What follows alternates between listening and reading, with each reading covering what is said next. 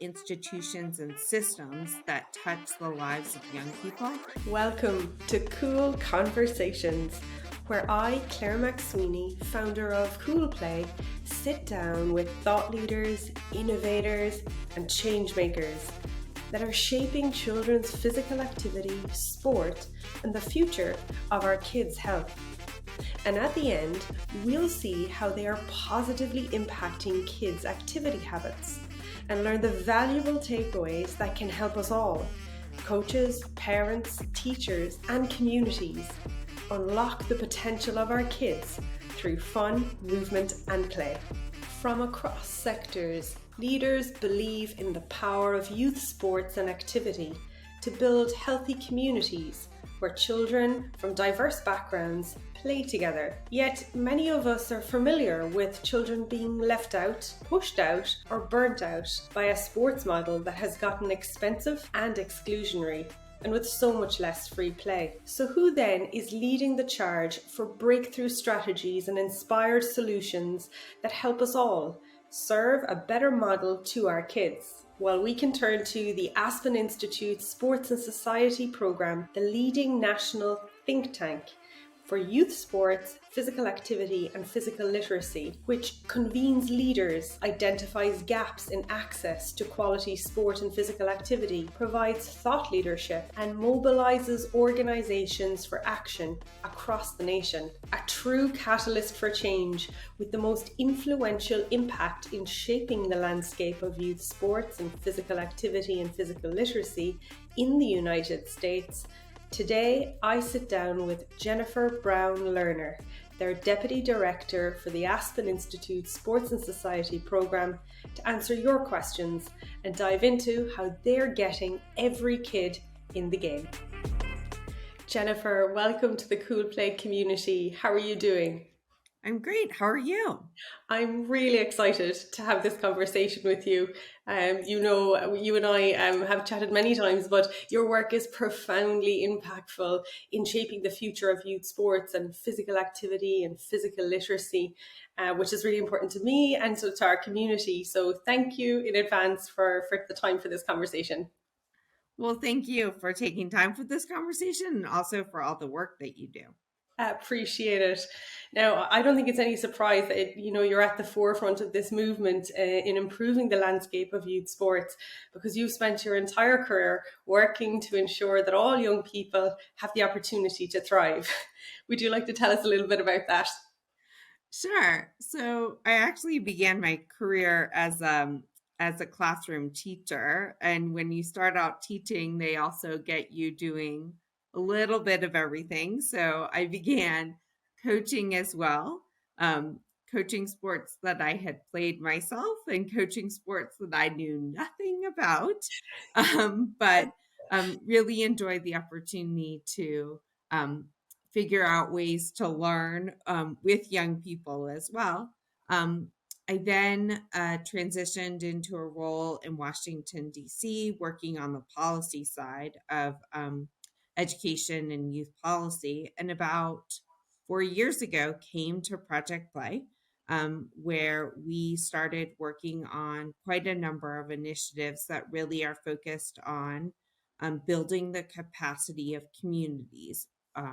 Communities as an entity, the people within communities, the institutions within communities, to provide quality sport and physical activity for all kids. Amazing. And Project Play is a fantastic initiative in that it connects the silos on what is a very disjointed landscape in youth and school sports. And you're very much focused, if I understand correctly, on systems level solutions. Exactly. We think that in order to move progress forward, that we really need to think about all the people, institutions, and systems that touch the lives of young people, and that they're all working in the same direction, that they are coordinated and collaborating in order to provide those quality sport and physical activity opportunities for each and every young person. Amazing. And so Project Play's vision, what's your guiding vision in achieving such a huge statement? Yeah, so I mean, I think we think about this at the largest level. We hope that we have a country, a world in which every young person, regardless of their ability, regardless of where they live, regardless of the color of their skin, regardless of their gender identification, have the ability and opportunity to be active through sport and physical activity. So we want to make sure that there are absolutely no barriers for each and every young person to have access to a quality sport and physical activity opportunity. Ideally, something they're interested in, but more importantly, that they get exposure to a whole variety of opportunities to figure out what is going to keep them an athlete for life. Yes, amazing. And that is inclusion is a core value and health, which we are both our organizations share. And so for you guys, why health inclusion? You've spoke broadly about that. Why are those so important? I mean, I think we start with health. I mean, I think we cannot forget the value of just being active, not just the physical health values, but the social, emotional, and mental health values and benefits of just getting yourself moving every day. We also know that on average that whether or not you're participating on a team sport, an individual sport, you actually are most likely being active in community. And so the benefit of sport and physical activity to help rebuild a lot of the social ties that we've lost because we have all had to go into our homes for a period of time during the pandemic, but also that we forget sometimes and get busy with our daily lives.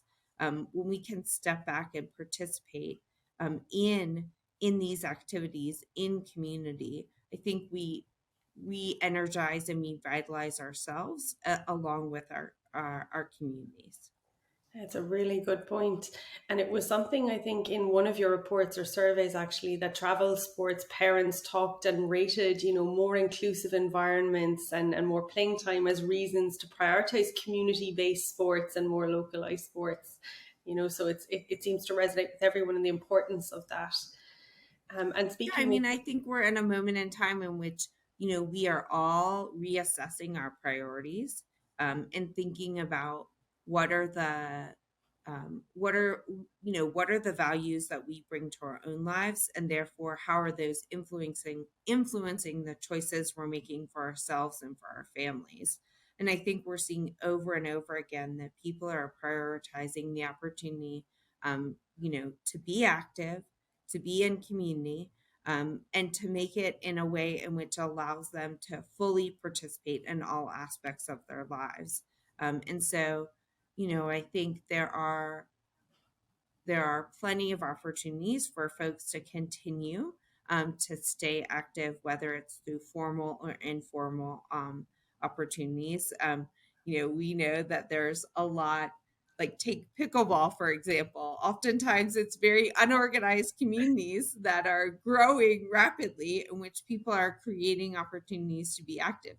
People of all ages are creating opportunities to be active, which is amazing. And hope that that we continue to find those opportunities. I think young people are simply looking for um, the permission from adults to get out there and play, because they can be so creative on their own, and they just need to be given the space and the opportunity to figure out what they want to do, when they want to do it, and how they want to do it. That's so valuable and so true. And as adults, and it speaks to your work in helping all adults be stewards of that responsibility to enable that to happen. And it reminds me of like one of the key takeaways that I got from your recent state of play report for 2022. It was an absolute whopper, and it was brilliant with encouraging and maybe not so encouraging trends, but really after a pandemic, it was so insightful. And one of the key takeaways that I got from it was that greater appreciation from parents right to policymakers on the physical and mental benefits of staying active. And then there are still significant barriers to keeping kids playing in those opportunities. And you reported a superb job in being able to highlight those for us and understand. And maybe if we could dive maybe through just a few of the top ones, it would be great. Sure. Um, so one of the ones that struck me was that younger children played team sports about 37% on a regular basis in kind of 2021. And it's been at a historically low rate, and it's not quite back to, say, pre-pandemic levels. From your perspective, how concerning is this? Is this something we should be concerned about or working towards? So, I mean, look, I think we should always be concerned when there's a decrease in participation rates, but I think we have to acknowledge the realities that we're in. I think recovery has been slow and inequitable across the country, and more importantly, I think the space that has suffered the most in terms of this recovery are those um, lower cost to free opportunities for younger kids that oftentimes rely on volunteer coaches.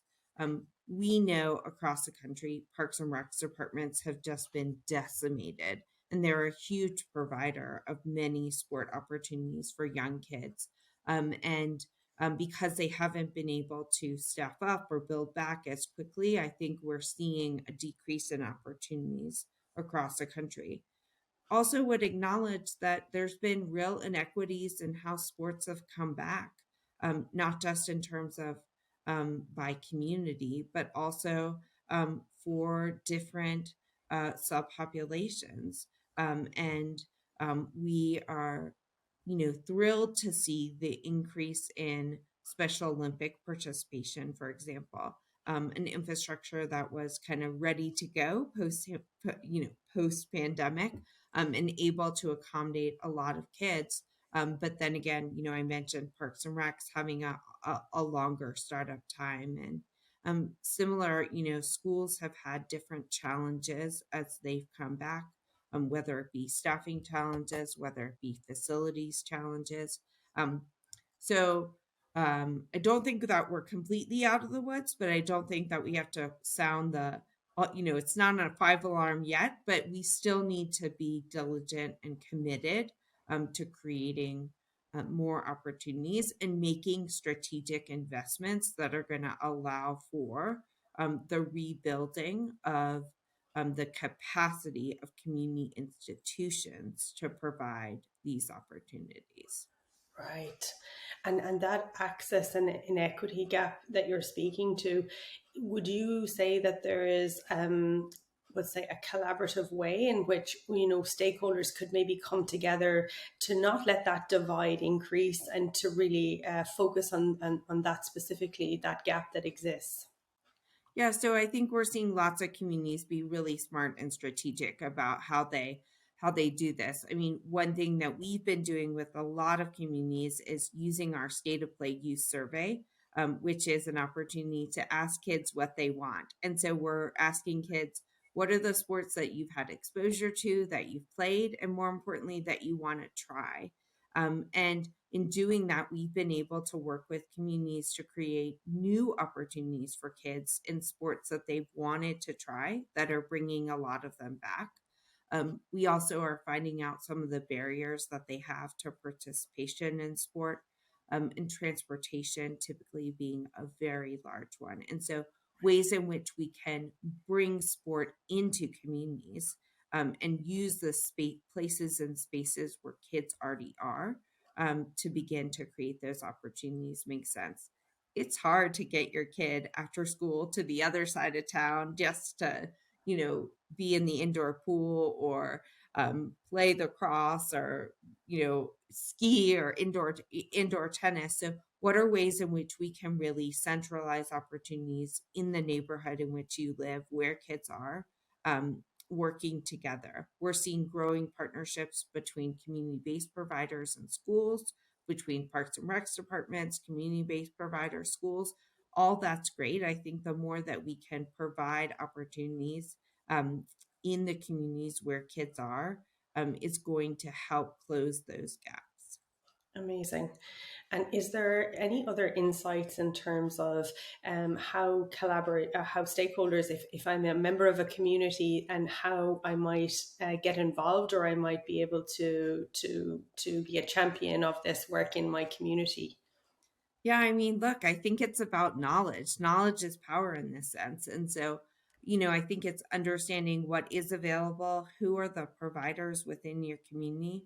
I think it's about really thinking about what you want and what you're asking for. A lot of times it's as simple as saying, "Hey, I'm the one that's willing to make the flyers and say we're going to use this field on Tuesday afternoons for a family soccer clinic or whatever it is. um, I think that this is really about how community can step up and say, these are the resources I have, these are the skills that I have, and this is what I can do. I will say that I think on average, most community institutions are more than willing to take the help. We know that there always is a shortage of community volunteer coaches, and so being willing to do that is going to help close some of those gaps. Um, but I also think the best thing that you can always do is just get out there and be active, show other people what it looks like, and invite people to do it to be active with you, whether it's taking your neighborhood for a hike or organizing a pickup basketball game in your backyard. All those things I think are important to bringing community stakeholders together for action. That's absolute gold, and helping people provide with real actionable tools there of all different levels. So there's simple steps right up to getting heavily involved that we can all do to contribute to our community's health and being active. So that's enormously helpful. I'm curious around one of the statistics that came up, which was 27% of, we'll say, parents of youth sports kids said that their child had lost interest in sports. Would you be able to explain this finding, or what were the insights around this?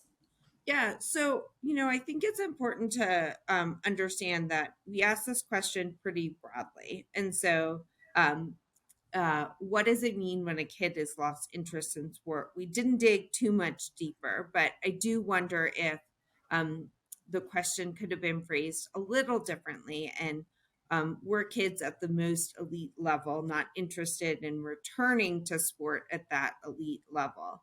Okay. So I think there's a little bit more work for us to do to kind of unpack that statistic, but I think that there is a distinct reality of the pandemic shifted priorities for most people, young people, parents, families.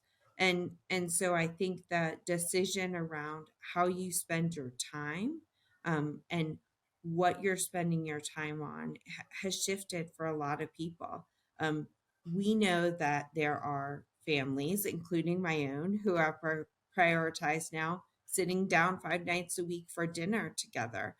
So that means that there are some activities that have to be on the chopping block in order to make that happen. Um, Not that we don't want our kids to participate and be active, but we see the value of that time together as equally as important as the ability for our kids to participate.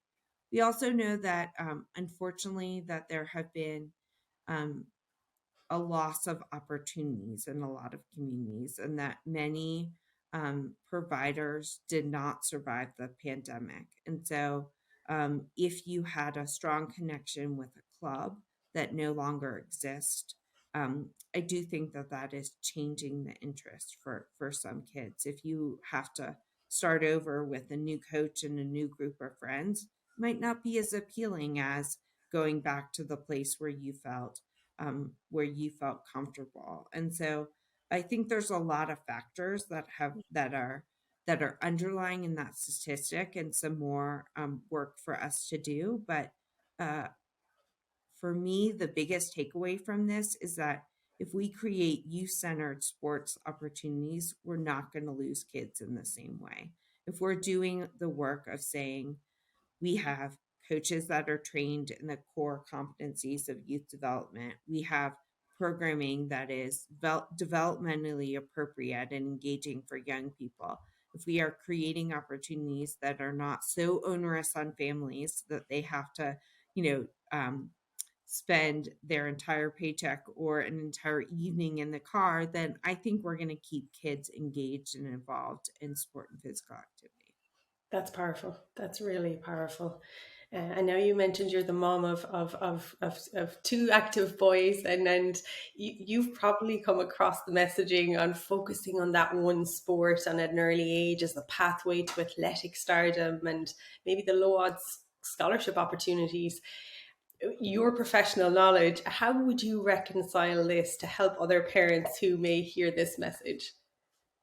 Yeah, look, I think it's tough. I mean, I think that, you see the superstar athletes that, began very young and, have been successful. But again, I think it's about as a parent, what do you want your kid to get from a sport experience? I know for me, I want to instill, of course, the long-term commitment to health and well-being as part of it, but I really want my kids to have fun, and I want them to be involved in sporting opportunities that allow them to stay active, be with their friends and have fun. And I don't ever want it to feel like a job or a chore for them. And I think that's, I get that it is competitive, and that if you want to make your school team, sometimes you've got to train, outside of the season in order to be competitive enough. It's disappointing. And I think it's around finding the opportunities that are right for you and your family.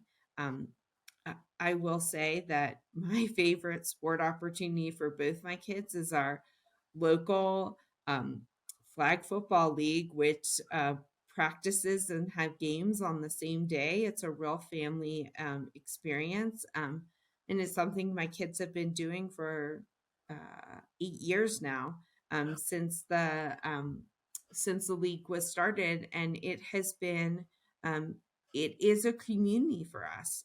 It's luckily, at the middle school in our neighborhood. And so it's walking distance from our house. And it's an opportunity for us to get out and have fun with families in our community that we've been engaged with for, many, many years. And I don't see my kids going on to play professional flag football, but I'm really glad that they have this place and space. And I think they can pick up and play any game in the schoolyard if they want. They can play at the playground.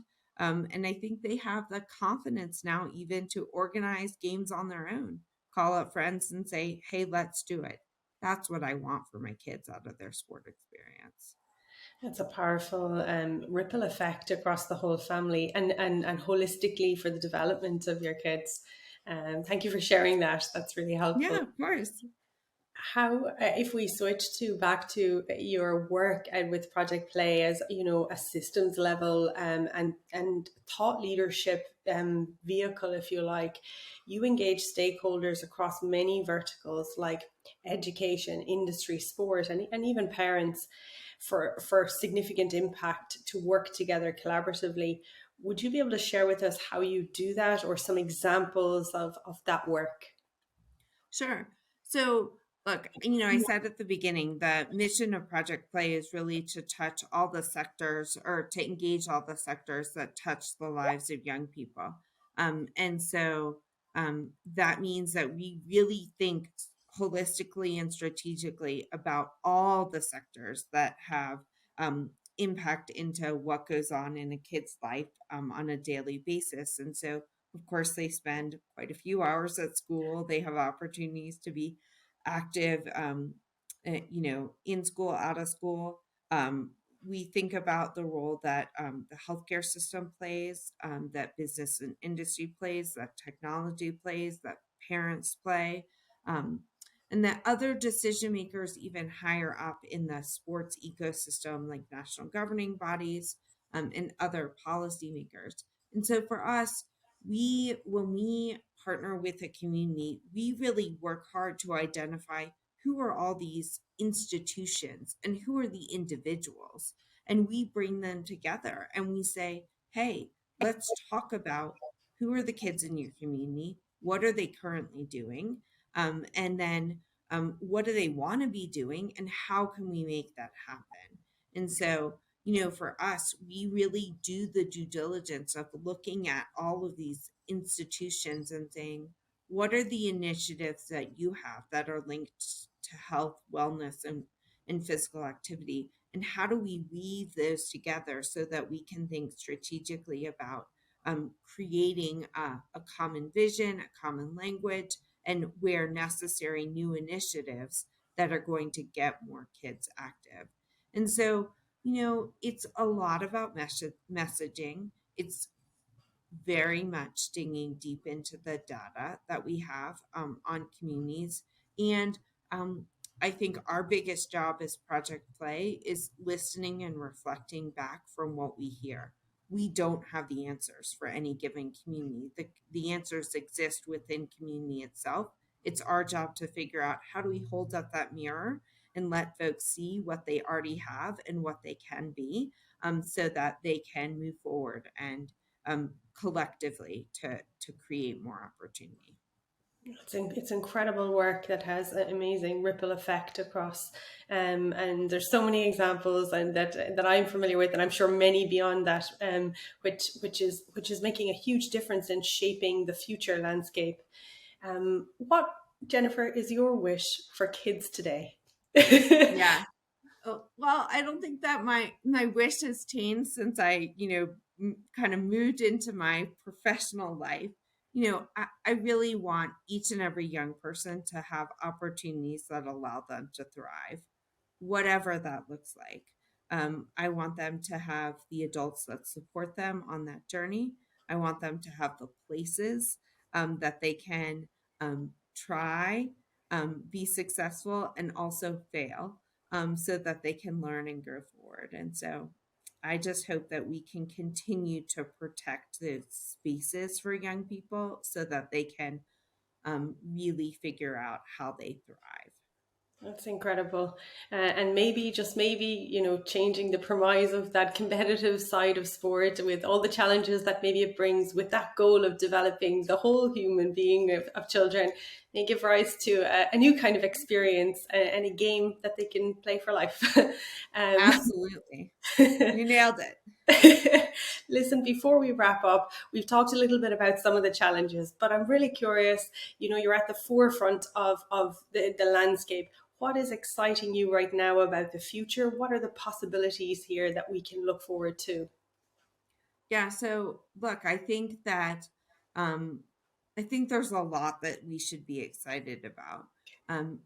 First and foremost, I think that we have um really done a lot to educate the public, to educate everyone on the benefits of physical activity beyond just the simple physical health benefits, and that the connection between physical activity and improving mental health, mental well-being, social emotional well-being, I think those are clear now. And so with that, I think we are seeing a changing commitment from decision makers at all levels, to make investments in the infrastructure around sport and physical activity, whether that be building more spaces for people to be active, whether that be more investment in coaches or coach training, whether that be more opportunities for movement during the school day.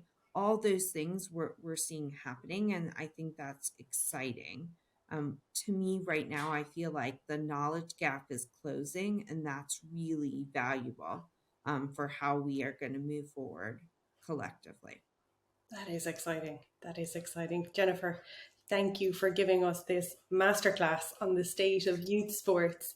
And I'm so grateful to you and all your team at the Aspen Institute for a huge contribution in the endeavor of shaping this future. And it's really not lost on me, the call for all of us to come together for that collective action in supporting your work and the guidance that you give on that.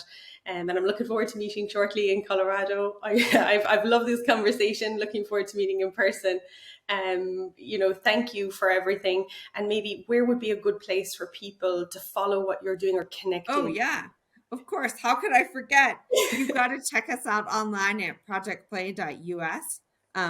And that's our website, and it's a plethora of resources. Not just the National State of Play report, which Claire mentioned, but also our other research that we've done with communities, some of our coach resource tools, and as well some information about the upcoming Project Play Summit in Colorado Springs, which unfortunately just sold out, but there is a wait list. And we will continue to share knowledge from that event in a few weeks as well. Fantastic. Jennifer, thank you so much.